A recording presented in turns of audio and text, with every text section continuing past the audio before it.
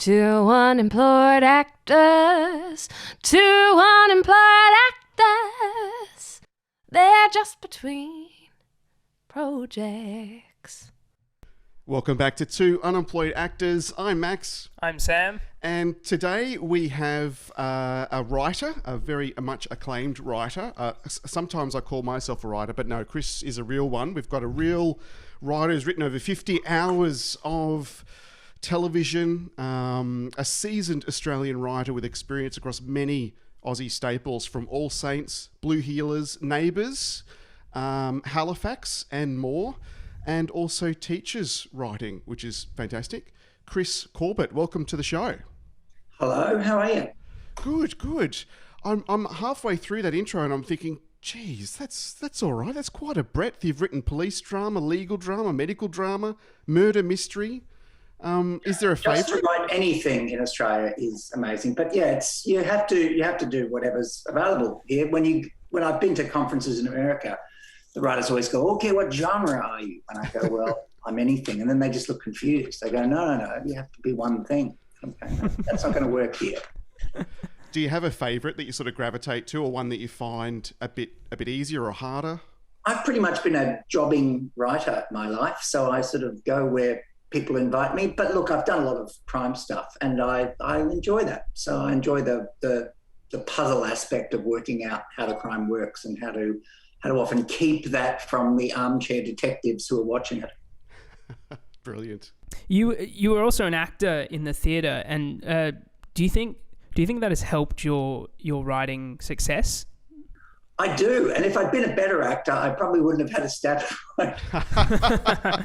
I was pretty damn mediocre, I have to say. I think I was, in my head, I was much better, of course, but I just wasn't quite right. I mean, I realised that the point I realised on stage, I was with a great actor. I was acting with Jacek Koman, and I was just spending all my time on the stage going, gee, he's really good. He's fantastic. I wasn't missing my lines in the meantime, and I was standing where I was supposed to stand, but I was just going, wow, how does he do that? I'm just watching him work. And it wasn't through failure as an actor that led me to it. I simultaneously, It was those years where you did everything. So I was working as a dramaturg for the Melbourne Theatre Company. I was doing small plays. I had a company with some friends called the $5 Theatre Company, directing, writing, tearing the tickets, operating the coffee bar, running backstage to do the lights during all of it. So it was one of those, you just did everything, put a show on in barn sort of thing. Yeah, Very well, cool. I mean, nothing much has changed until, as an up-and-coming actor, until you've established a reputation, certainly you've got to be a slashy, as we say. Voiceovers, everything. Bit of everything. Survival jobs. But I love all that, but why wouldn't you do everything? I just love every aspect of showbiz. So I'd still be happy to, if I got involved in theatre now, I'd expect to be tearing tickets and operating lights and doing... Why not if you can, yeah. And I guess that's more life experience, more fuel for your characters. It's just fun too. It's fun to be involved in showbiz. And create something. I mean, look, a lot of us spend our time whining and whinging about it, but what else would you want to do? I know, right? Yep. Telstra instead? Yeah. It's pretty cool. Back to the tax office? Come on. Yeah. Oh, God. I'm just getting shivers now, actually. Yeah. No. I'm falling asleep already. Oh, no. Sammy's micro-sleeping. That's when you know it's, yeah. Not because of Chris. Just oh, no. Look, exactly what you said. I make myself nod off sometimes. Well, you taught a short course through the MEAA on writing specifically for actors. That's where I met you and took lots of furious notes on writing, and even kickstarted me, so I know who to blame, kickstarted me on writing a television series, my little passion project. Fantastic. What advice have you got for actors who have been thinking about writing for a while? Because I know I was thinking about it for a lot longer than I've actually spent doing it.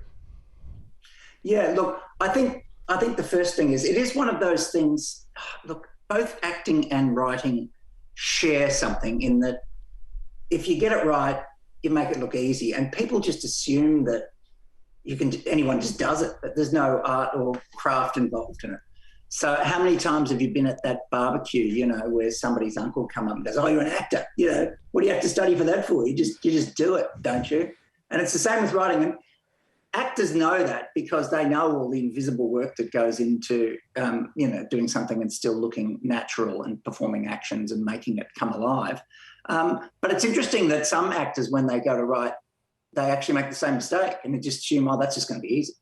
I'll just sit there and I'll write down the first thing I think of. Oh, okay, it's two characters and they're just chatting," and they just start typing something in script form and assume that that's going to work. So there has to be some sense of looking into all the mysterious sort of principles that make storytelling work. So again, and that's hard. You know, so many of the screenwriting books, and I've read just about all of them, and they all have, you know, a lot of wisdom in them about how it all works. But reading one of those books almost always makes you feel like writing less. It's a bit like David Mamet said about acting exercises. He said, all acting exercises are designed to make you feel you can't act. And there's something about reading those screenplay books too, where you read them and you go, "Oh, you're starting to feel inadequate. What paradigm am I working on? Oh, I'm going to do a 6-act, and then I've got to do this at the same time." Whereas, oh my God. So I've tried to, when I sat down and I thought I'm going to try and actually teach writing, I wanted to do it in as no bullshit a way as possible, and in an empowering way, so that people didn't get that same feeling of, you know, a script expert in inverted commas talking at them, and then they feel like they just can't do it. So what I concentrate on is just building story, really, and that's a tough gig, to build something out of air, out of nothing, a series of events that make sense and people are not going to be bored by, that gives them some sort of emotional kick. It's virtually impossible. And yet people manage to do it. So I found a way with that equity, because I hope, so far, I mean, people are feeding back that it seems to be working for them, which is great. Just a simple, no bullshit way of saying, what are some of the elements of a story? How can you start to build them? And again, there's no formulas, there's no templates, there's no recipes. None of that junk works. You know, anyone that tries that junk, you know, good luck. There goes a year of your life.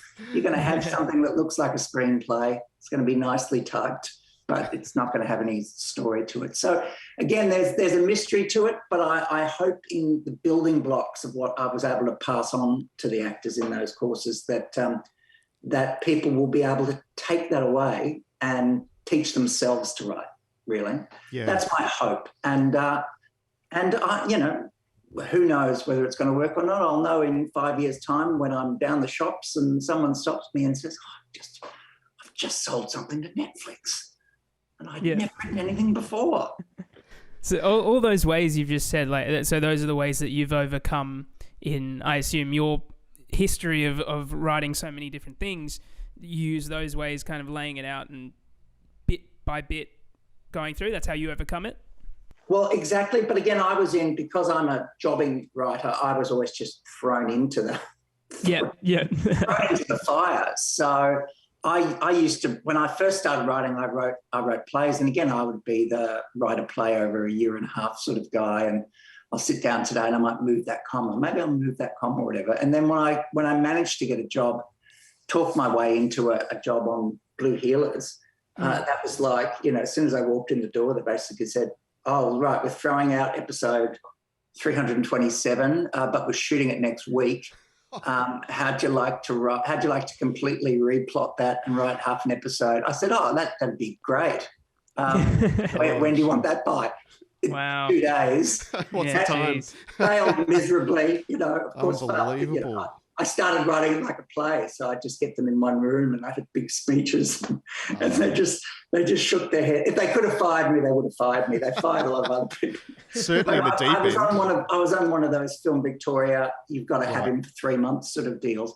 And by the time 3 months had gone by, no problem. If episode 354 fell apart, I could sit down and replot and write a new one in 3 days. It's amazing. So again, I've never had the luxury of actually sitting down to teach it. And that's what, again, at the moment I'm teaching teenagers this stuff. And they're really getting into it. But I am sort of saying, I wish someone had done this for me. I had to bumble around, trial and error. Right. I was well and truly, and it took me like 10 years to learn how to tell a story. So I was well and truly in my 30s by the time I was going, oh, okay, yeah, now I get it. So hopefully, and I said to the teenagers the other day, and they just looked confused at me. I said, look, it took me 10 years to learn how to write. And they're just going, yeah, what's he going on about now? And then I said, I reckon if you use this stuff, I can shave 6 or 7 years off that. And then they don't understand that sort of time. They're going to think one semester at a time, perhaps. I know. What's he talking about? Yeah. He must be really slow. Well, we'll see. The time will tell. Well, I think because Blue Healers was absolutely massive. Like, it's like an Australian religion. I mean, you know, I like to imagine that there was just so much process and so much behind the scenes. You know, this enormous machine full of resources, but it sounds like it was a little bit of, you know, on the edge of the seat. Oh, it was. Well, it was just because, I mean, the main reason was all brilliant people, all fantastic, but it was, we had to make 42 episodes a year, which is just incomprehensible. And not only that, but, you know, Channel 7 wouldn't pay you for 10 weeks. They wouldn't pay you for 52 weeks a year. They pay you for 42. So your contract would finish, and then you'd have like two or 3 months of unpaid, and then you'd come back, and they always said to Channel 7, oh, we've got to work out what the stories are for these 42. Could we come back, you know, maybe a couple of weeks early? And no, that's too expensive. Oh my God. We go, well, when are we going to work out what the stories are for the year? Just, you can come back on the Tuesday, come back 2 days before. Unbelievable. That was it. So we'd just have to get like a whiteboard and go and do it all. So it was amazing that we got through it. There was a really tight, brilliant script team, and the producers were brilliant, and they really they understood that the writers needed to be left alone. Well, I remember you told a story about because there's a police officer attached to the production company, to the network, that sort of advises, and then one subbed in one day, and I tell that story because that's. Oh yes, so I did have one where we concocted this fantastic episode where we brought in a new cop for about 2 episodes, and it looks like they were going to be the new cop, and then we killed them, and it was this fantastic episode where we'd sort of, it was really well done, where it was built in about 5 parts, and we followed each person's point of view as the phone rang and they realised that their new cop comrade had been shot. And it was beautifully plotted, and all of the things just sort of meshed together. And the new cop that arrived, just turned up on my door and just looked really worried and said, look, I've got a bit of a problem with this script. And I said, oh, great, sit down, tell me what the problems are, and we'll sort them out. And I got my pen out and my pad, and she said, oh, no, this wouldn't happen. If this sort of murder happened, that's not what we do. And I said, oh, okay, great. Well, what would you do? And she said, oh, we would just put tape around it and wait for Homicide to drive up from Melbourne. So I say, can you understand how that might not be a fascinating 42 minutes of television? Great, 42 minutes of standing in front of the tape with the wind blowing. But normally we had cops who would just go, yeah, we're doing it. But it was always accurate. The radio talk was accurate, everything was accurate. Yep. But they understood that it was a story. It's a story, first and foremost. That's hilarious. Well, it's interesting too, because you mentioned like budget-wise and the networks, being very, very tight on scripted. And I think at the time of Blue Healers, you've got all these reality shows booming, which are so cheap to produce. Well, now there's a few behemoths that are massive, but at the time, really cheap for the networks versus scripted. Oh, yeah, I remember. In fact, it was, something like about 2007. I remember I didn't work for about a year and a half because I think the first of the reality shows came out and the networks just went, fantastic. We can get rid of all those pesky writers and pesky actors. With all their questions. Who they hate, because they've got airs and graces about what they're doing. You're trying to make art. And they basically and so there was nothing around for a while. And then they realised that a good reality show is absolutely as hard to make. So they just thought they'd be cranking them out everywhere. I remember a network executive talking about, remember the show Celebrity Splash, which was about, it was just about celebrities in their togs, and they had to dive off a diving board. And I remember a network executive who should have known better and was in charge of drama stuff going, my tip for the year, best show of the year, Celebrity Slash. Celebrity Slash is a whole other show. That's the one they should have made. Oh, dear God, they probably will one day. Fantastic, unbelievable. But that dynamic was like global, and then all of a sudden, you've got these reality franchises, and as an actor, you're sort of dying inside slowly. God knows what it feels like as a writer. But it's so hard. I love reality shows too, but it's so hard to get a good one. Yeah. So I think they realise you're going to have to pay some of those pesky writers and actors a little bit longer.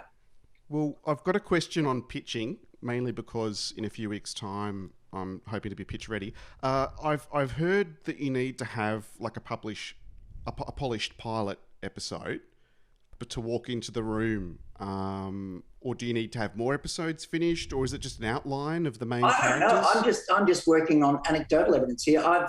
Pitching doesn't really happen that much in Australia, as far as I know. I've certainly created TV shows, but none of the networks have ever been the least bit interested in even reading them or answering an email. The sad thing about Australian television is the same 10 or 12 people make everything.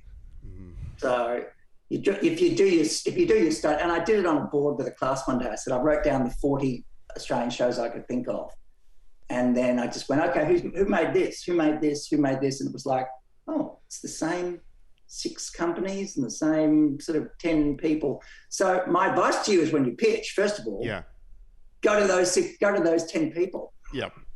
Because otherwise they're not going to even answer your call. But in terms of pitching, look, I really don't know. I always, when I do something, first of all, the first advice is don't write a 30-page document, Yeah. Most people assessing them can barely read, and they don't like reading, and they work really hard, and it's probably 10 o'clock at night and they've ignored their kids when they sit down to read this part, and they don't care about the 2-page description of each character and whether they're an Aquarius or whether they played tennis when they were a kid, and then the breakdowns of all of the episodes. So a snappy 3 or 4 page thing that just, and they've decided by the time they've read the first 2 or 3 sentences, I would actually concentrate on, that first 2 or 3 sentences that says, here's what the show is. And they go, oh, okay, I get that.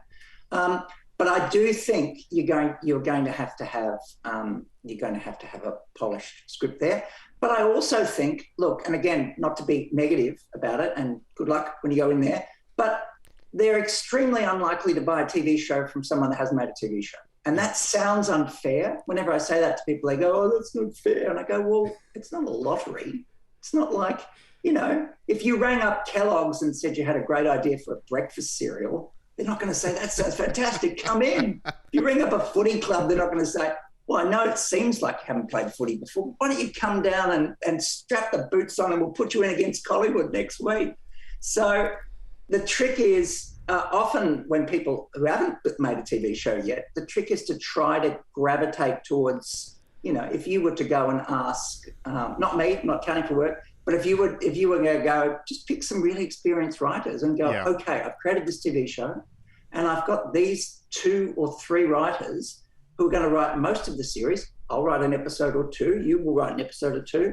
And then the network, because they're business people, they're risk averse, they might then go, oh, we might not blow millions of dollars then. Because again, if you were a business person, or if I had money, which I don't, and I had $5 million to build a house, I'm not going to go to someone that hasn't built a house before. Exactly. So my first advice with pitching is just try and build a package. Mm-hmm.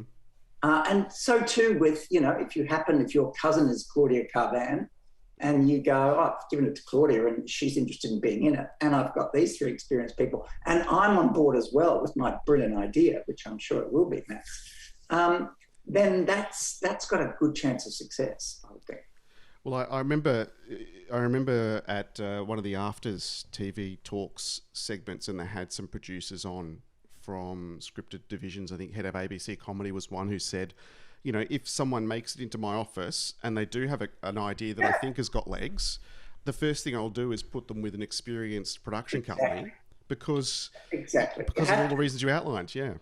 That's why the smart money, and in fact, if you really want to pursue it, is you do your research and you work out who the 6 or 7 production companies that make exactly.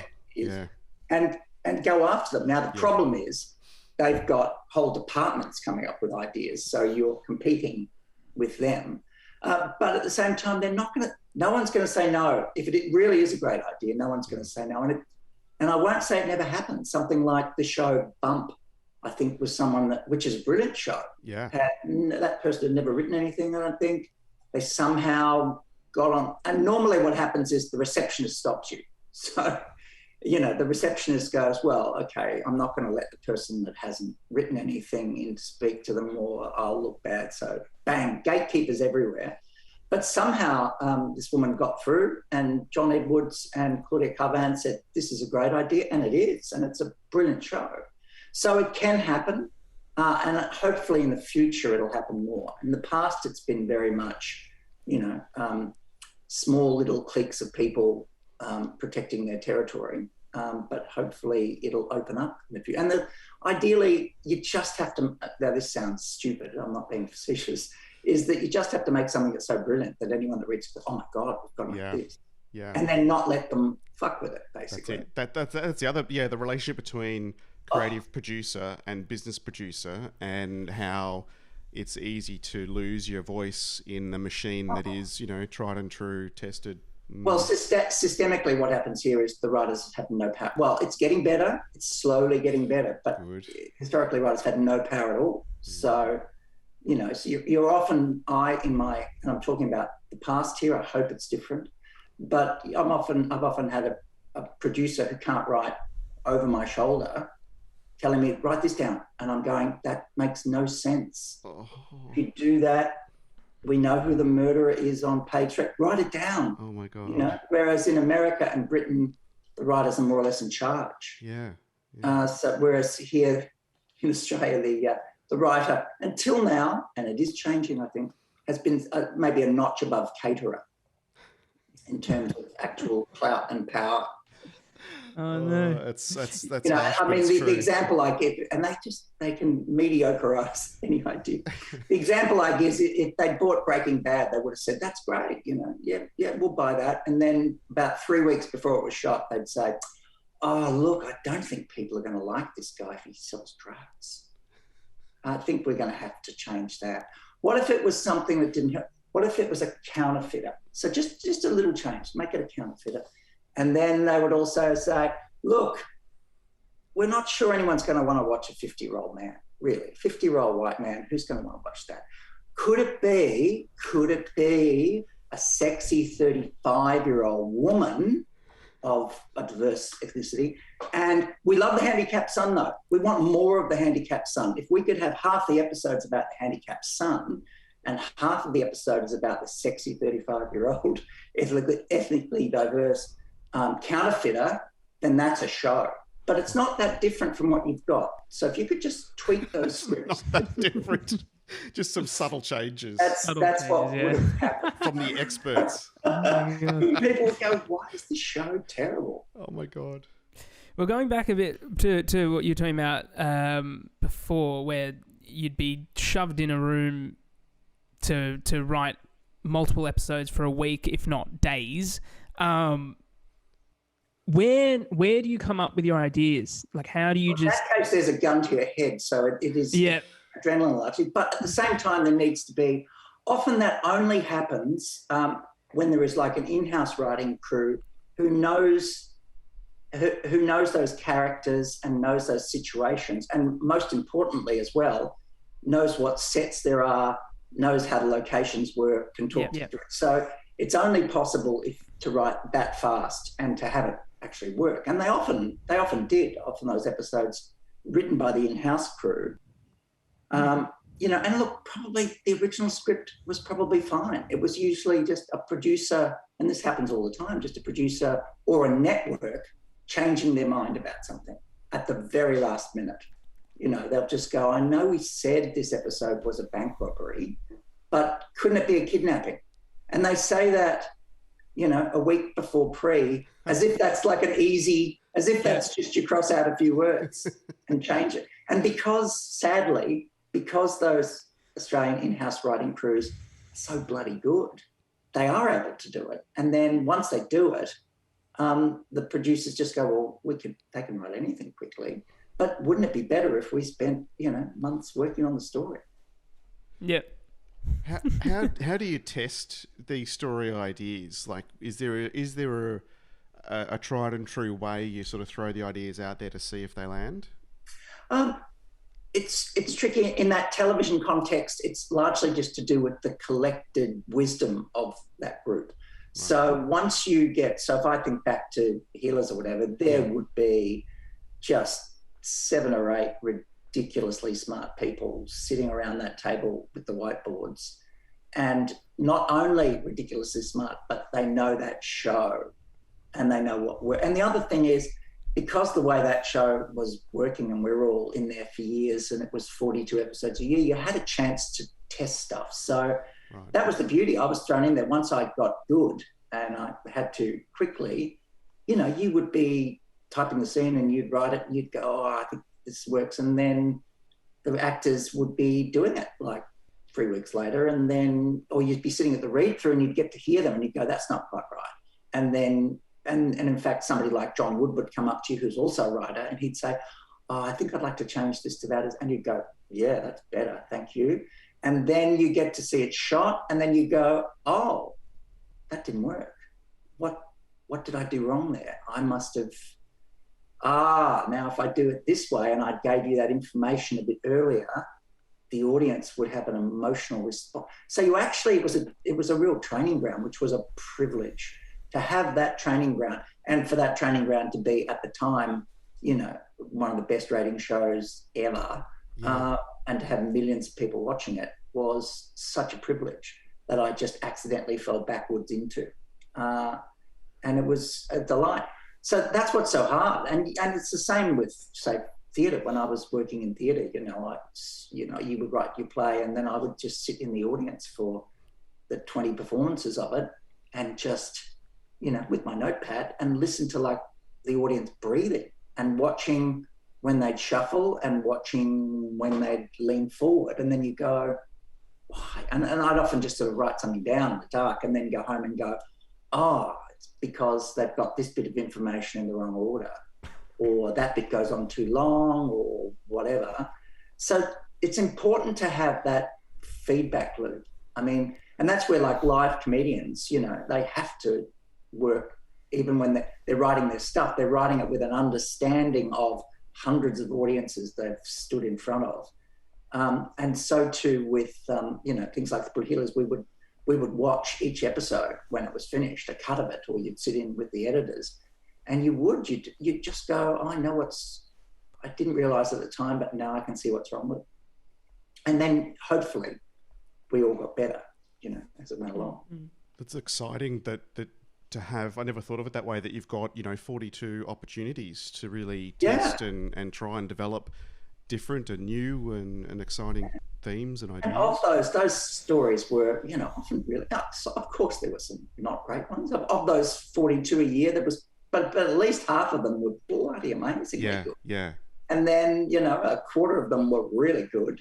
And then there was maybe a quarter of them that misfired because we were just making them so quickly. So in terms of, and you tell this to American writers and they just shudder, because it's like we would plot them in one day. Bang, that's it. And they'd go, Americans, Breaking Bad, et cetera, they'd just sit in that room until they broke the story. And that was often all of the writers for 6 or 7 working days before they'd crack each hour-long episode. We had one day the writer would fly in, maybe from Sydney, we'd all sit with them. And then as soon as they'd leave at 5 o'clock for their plane, we'd stay there and work a bit more on all the other episodes we were doing. So it shouldn't have been possible. I went to a podcasting conference a couple of weeks ago in LA, and there was a section, a panel discussion on adapting podcasts to television series and film, which is really interesting. In fact, UTA, WME and all those huge CAA, the big monoliths, have divisions for podcasting now, and someone who he was writing, I forgot his name, did a few of the MCU, the Marvel franchise, the big one, said something I'd never heard before, that they talk about writing a 4-quadrant story. And I've gone, well, what? Because we're talking about, less risk and, doing the same thing over and over. 4 quadrants when it appeals to the teens, to the preteens, to the young adults and to the mature adult and, popcorn movie. And if it's with that mindset that they look at, well, if it works as a podcast, then let's just... it's got more chance of working as a television series. There's an audience already there. Oh, absolutely. And the idea of dramatic podcasts, I noticed, there was something advertised recently with John Hamm where he was playing like a police negotiator in a hostage sort of situation, I think. So, and also the Austin Film Festival has a competition. I don't know if you've got a dramatic podcast as well. You should, the two of you. I know, right? You should put into that competition, Two actors who solve crimes as well. They solve murder mysteries while they're doing their podcast. In between drinks. It'll write itself. We'll just enter this episode with you, Chris. It's a pretty dramatic one, I reckon. I think it's like going back to the days of the radio plays, though. It's really exciting as a genre because it feels so intimate because it's just you and you're listening to all of it happening. Oh, to hear it good, right? Because I think they've sort of stomped radio plays here, unfortunately. But radio plays are fantastic if you can get that right. I remember listening to radio plays where it was just like footsteps and then it was a door and you didn't know what was going on for it, but you had to lean forward and try and immerse yourself in the sound. But the podcast thing I think is something that's a bit the future. We being Australians, we'll wait for someone else to work on that and then we'll copy their podcasts when they're brilliant. In 15 years' time after people have done everything else. Chris Corbett, thank you very much for your time. We really appreciate it. It's been a fantastic chat. Good on you guys. Thanks, Chris. 2 unemployed actors.